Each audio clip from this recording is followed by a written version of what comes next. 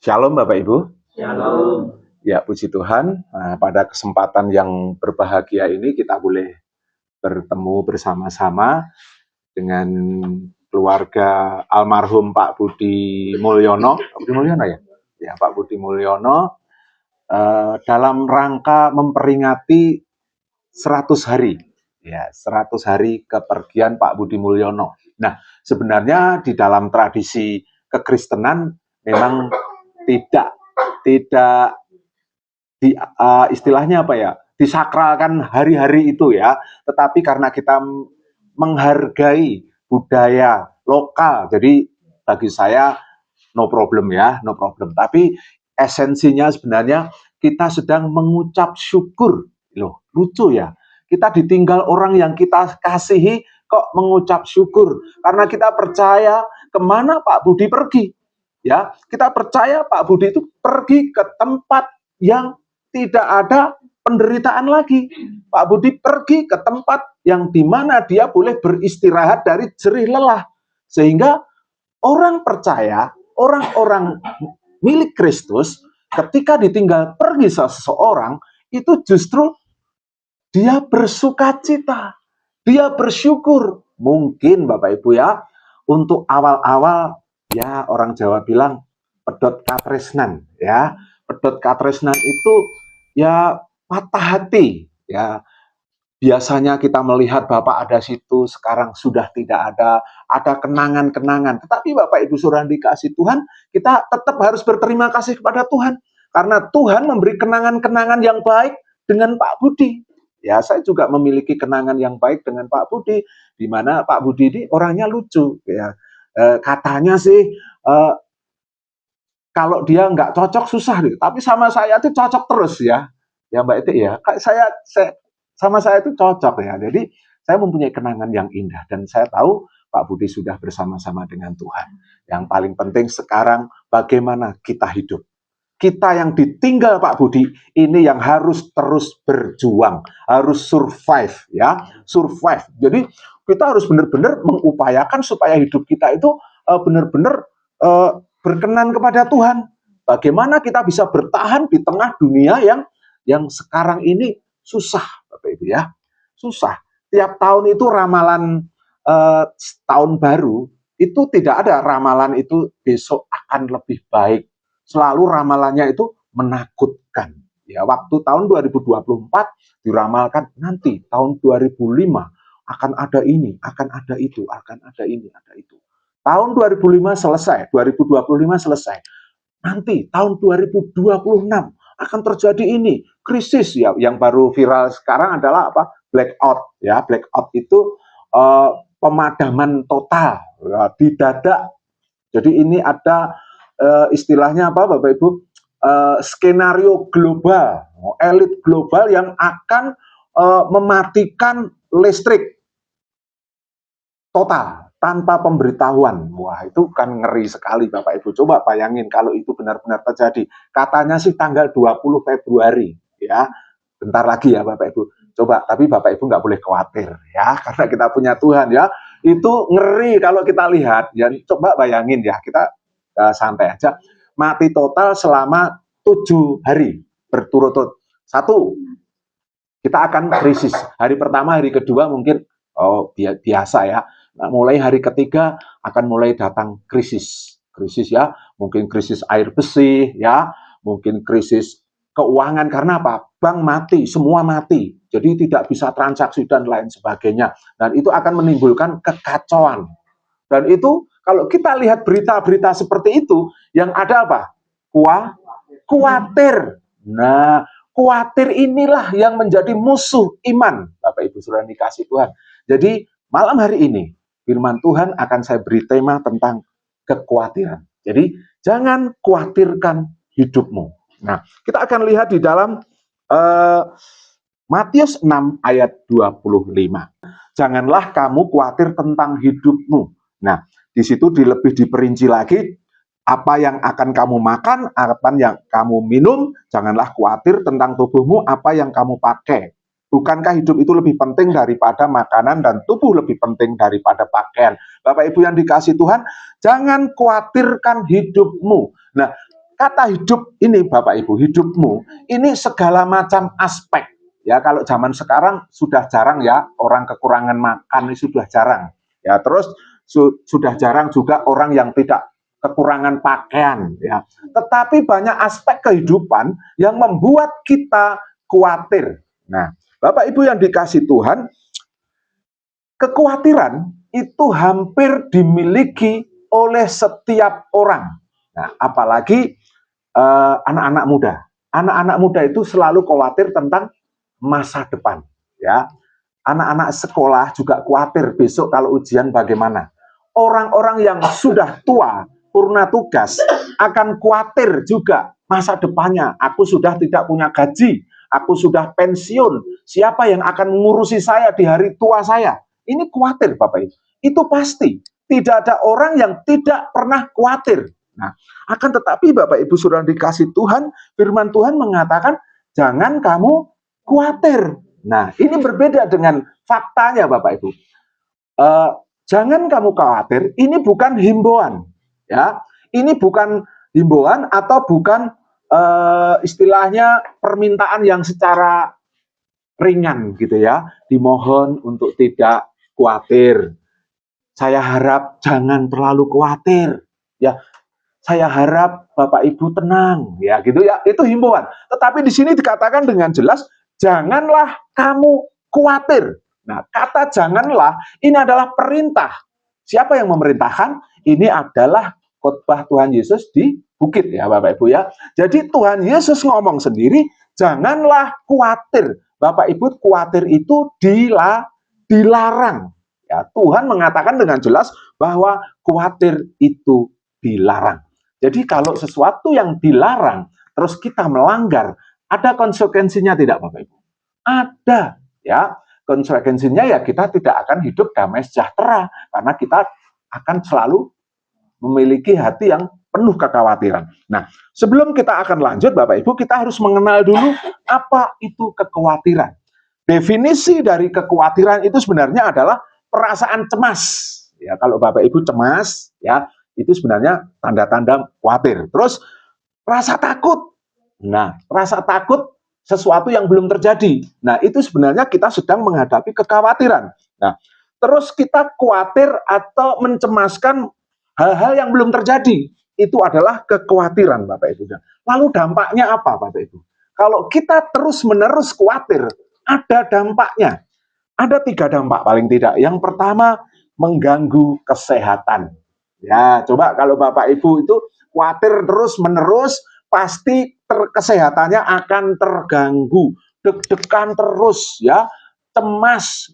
Besok kalau terjadi ini bagaimana? Besok nek terjadi ini bagaimana? Itu akan membuat kesehatan mental kita terganggu. Nah, ujung-ujungnya fisiknya juga akan terganggu. Nah, jadi yang pertama, dampak negatif dari kekhawatiran adalah mengganggu kesehatan mental. Yang kedua, mengganggu kesehatan fisik. Nah, mental dulu yang diserang ya. Jadi enggak fisik dulu, ya mari mental dulu. Khawatir baru kita mulai sakit-sakitan, mulai loro jantung, mulai loro ini, loro itu Bapak Ibu ya.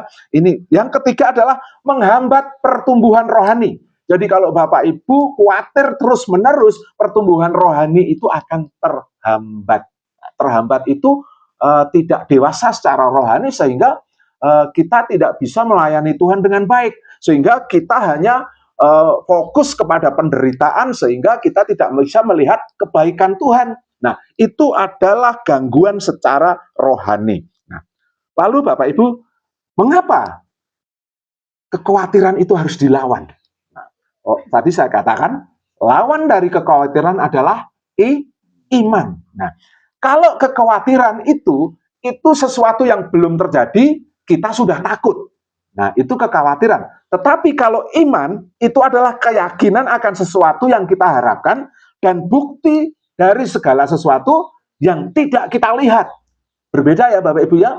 Kalau iman itu belum kelihatan, tetapi kita percaya, pasti aku diberkati, pasti aku ditolong tuh Tuhan, itu iman ya. Banyak di antara kita mempunyai banyak pergumulan. Ya, pergumulan bisa sakit penyakit, bisa apa Bapak Ibu, ekonomi, bisa masalah yang tidak pernah selesai atau persoalan yang begitu rumit. Nah, ini pergumulan kita. Tetapi sebagai orang beriman, kita akan mengatakan bahwa Tuhan pasti tolong saya. Tuhan pasti sanggup memberikan aku kekuatan. Tuhan pasti memulihkan hidupku. Itu iman. Tetapi kalau khawatir bagaimana? Putus asa. Wah, kayaknya nggak mungkin sih. Ini susah, terlalu berat hidup saya. Mungkin ini saatnya saya menerima ganjaran. Wah, hidup saya apes.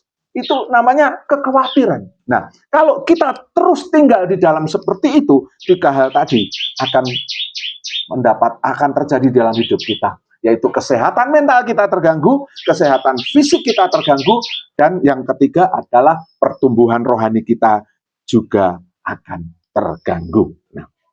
Nah, untuk mengatasi kekhawatiran hidup, iman sangat diperlukan sebagai dasar atau fondasi dalam mendapatkan janji Allah. Tanpa iman, kita akan gagal memperoleh janji Allah.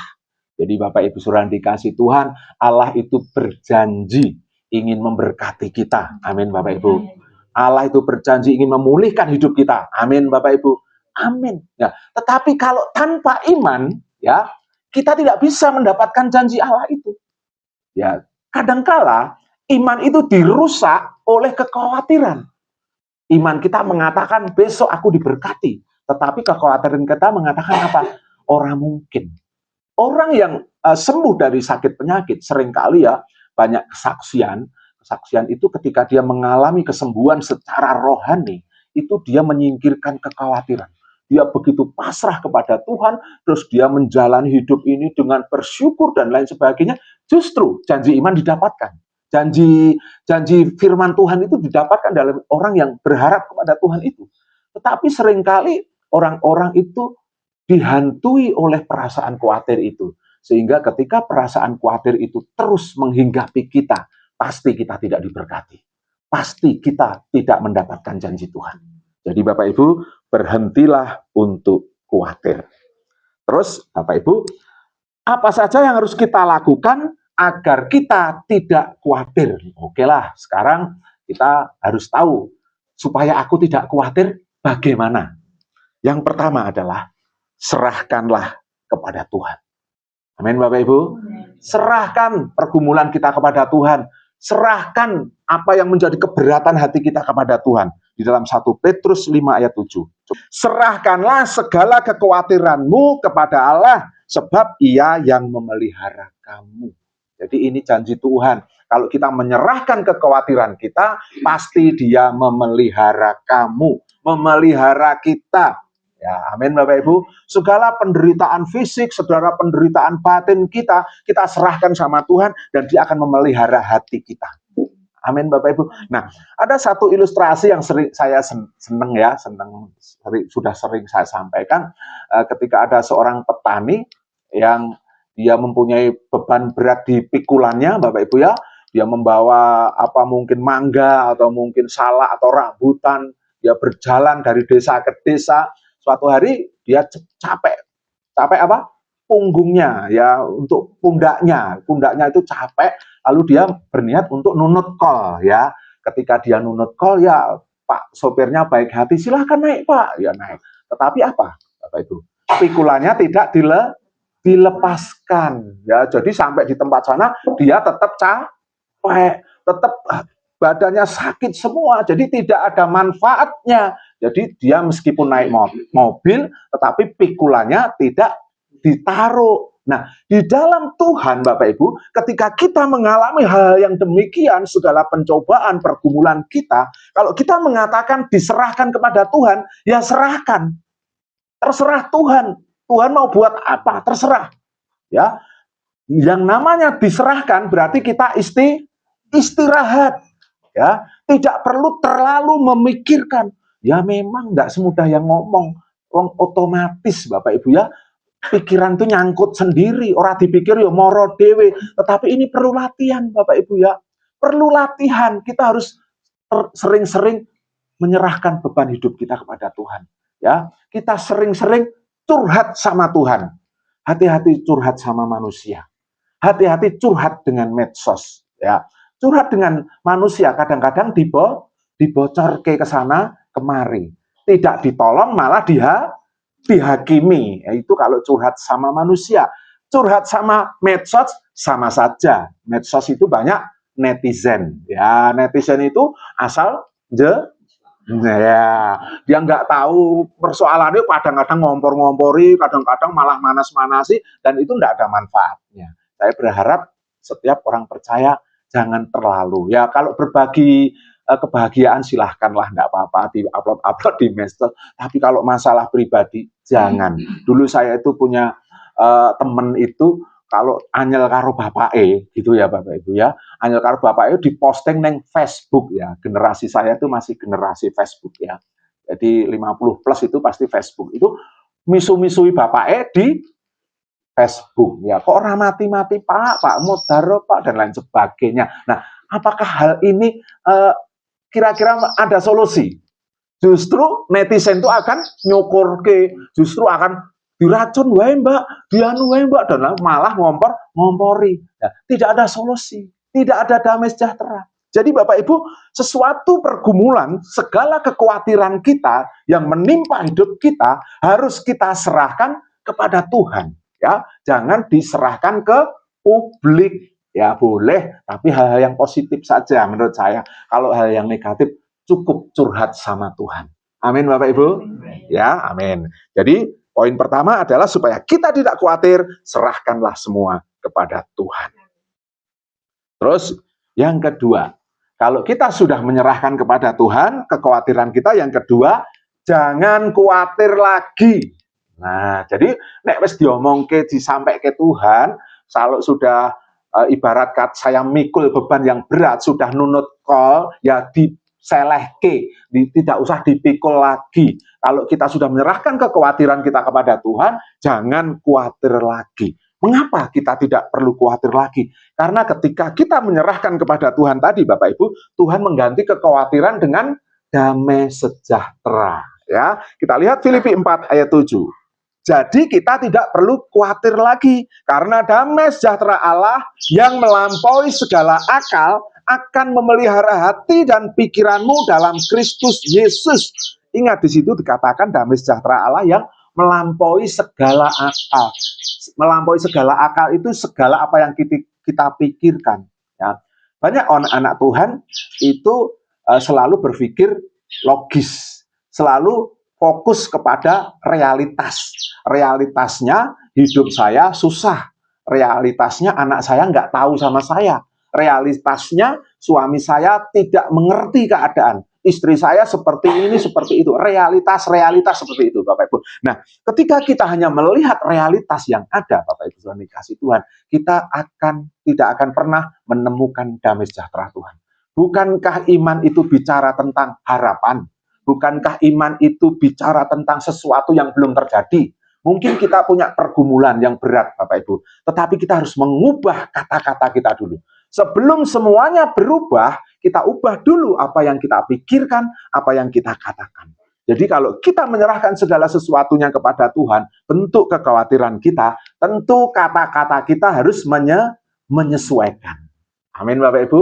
Kalau kita ngomong, aku sudah menyerahkan hidupku kepada Tuhan, tetapi kata-kata kita, wah uripku bahaya, kita ini susah, pergumulanku kayaknya tidak mungkin terselesaikan tahun ini, wah mati aku, karena utangku mati aku, Tuhan belum memberkati saya, kayaknya aku tidak bisa menyekolahkan anakku sampai lulus, dan lain sebagainya. Padahal imannya berkata, Tuhan pasti memberkati, tapi kata-katanya negatif. Kata-katanya kata-kata khawatir. Ini tidak akan menemukan damai sejahtera. Amin Bapak Ibu. Jadi ketika kita sudah menyerahkan kepada Tuhan kekhawatiran kita, langkah kedua, jangan khawatir lagi. Terus sekarang yang ketiga.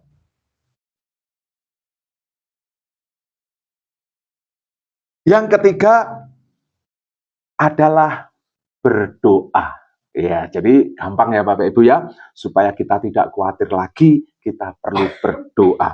Berdoa itu berbicara dengan Tuhan, menyerahkan segala sesuatunya kepada Tuhan. Tuhan, saya sudah tidak sanggup. saya percaya kepada Tuhan, pasti Tuhan menolong saya. Filipi 4 ayat 6. Ternyata apa Bapak Ibu? Berdoa itu membunuh kekhawatiran.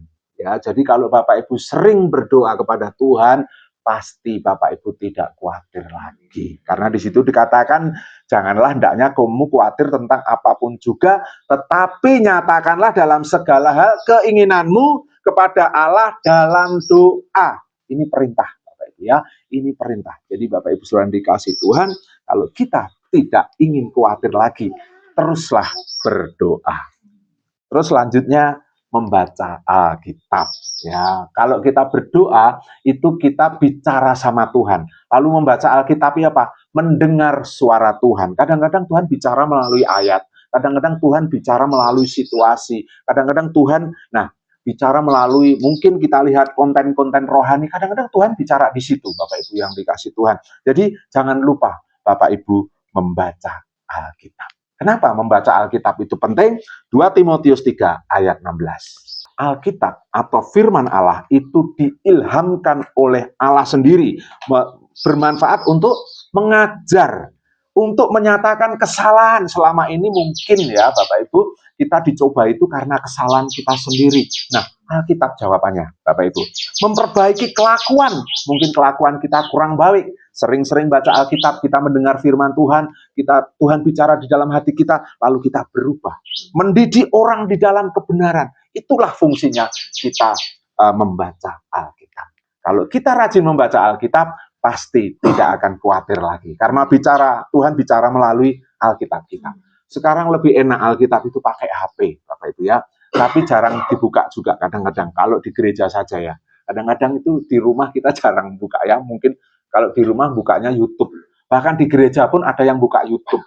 Ya, saya lihat sendiri Bapak Ibu ya. Di gereja lihat YouTube. Di gereja main game itu ada Bapak Ibu. Saya lihat ada yang minger-minger gini ya. Geleng-geleng, ternyata saya tengok dari belakang, oh ternyata dia main game Bapak Ibu ya. Ini belum sadar bahwa Alkitab perlu kita baca karena di situ Tuhan bicara sama kita. Ya, setelah berdoa baca Alkitab. Tunggu Tuhan bicara apa. Yang terakhir Bapak Ibu. Yang terakhir supaya kita tidak khawatir lagi, harus bersama-sama di dalam iman. Ibrani 10 ayat 24 sampai 25. Ini bicara tumbuh bersama. Ini bicara persekutuan. Ya, persekutuan di tempat ini kadang-kadang itu kita diberi kesempatan untuk bersaksi, untuk sharing ya Bapak Ibu. Justru persekutuan seperti ini akan lebih bermanfaat. Mungkin kalau kita di gereja kita hanya hiburan rohani. Ya, seringkali kita lupa kalau di gereja itu hanya hiburan rohani. Sebenarnya enggak juga ya Bapak Ibu. Tetapi banyak orang itu hanya fokus kepada wah puji-pujian luar biasa ya. Kalau anak muda itu kalau puji-pujian sambil lunjak-lunjak itu ya, lincak-lincak gitu, wah semangatnya luar biasa. Nanti begitu firman Tuhan dibagikan sudah capek. Tinggal ngantuk, tinggal teklak-tekluk padahal masih muda, Bapak Ibu ya. Apakah enggak boleh? Boleh, tetapi kita harus memiliki porsi yang berseimbang. Justru di dalam persekutuan seperti ini, Bapak Ibu saudara dikasih Tuhan, kita saling menguatkan. Kita saling mendoakan. Kita saling apa? Berbagi kesusahan kita. Berbagi hidup kita. Aku punya banyak pergumulan. Yuk tolong dibantu doa. Ada yang tumpang tangan. Ada yang mendoakan. Ada yang hidup berkekurangan. Kita sharing. Oh, tahu-tahu ada yang bantu. Yang mempunyai kelebihan membantu. Nah, inilah fungsi kita hidup bersama di dalam iman. Nah, ketika kita mempunyai satu komunitas seperti ini, kekhawatiran itu akan hilang dari hidup kita. Amin Bapak Ibu. Yang terakhir, mengandalkan Tuhan. Yang terakhir itu mengandalkan. Yeremia 17 ayat 7. Jadi Bapak Ibu, supaya kita tidak khawatir, langkah terakhir kita yang paling jitu mengandalkan Tuhan. Kalau kita sudah mengandalkan Tuhan, sudahlah semua pasti beres. Amin Bapak Ibu. Ya, saya kira firman Tuhan tidak kami perpanjang, biarlah ini menjadi kekuatan bagi kita. Amin.